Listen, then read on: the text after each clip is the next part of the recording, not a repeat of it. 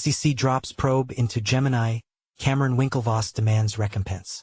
In a Wednesday X post, the co-founder and president of Gemini suggested the SEC publicly fire all staff members involved in the investigation. The U.S. Securities and Exchange Commission (SEC) might be done with Gemini, but Gemini isn't done with the SEC. According to a Wednesday X post from Gemini co-founder and president Cameron Winklevoss, the SEC informed Gemini on Monday that it was closing its investigation into the New York-based crypto exchange and would not be filing enforcement charges against it.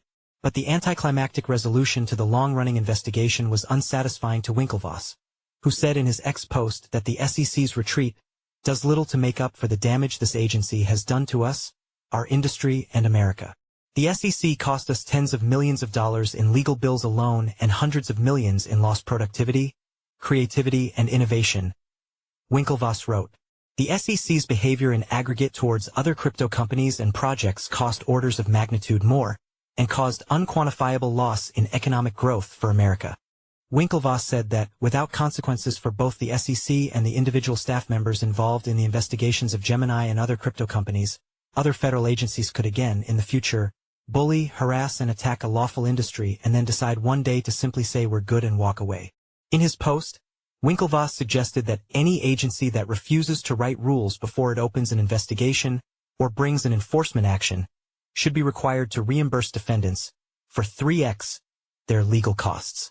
Winklevoss also called for all SEC staff members involved in the probe into Gemini to be publicly fired, and their names, roles, and the actions they participated in should be posted on the SEC website. It should not be acceptable to bring the full might of the U.S. government to bear against fledgling companies in a nascent industry and then hide behind a faceless agency or say you were just doing your job or following orders.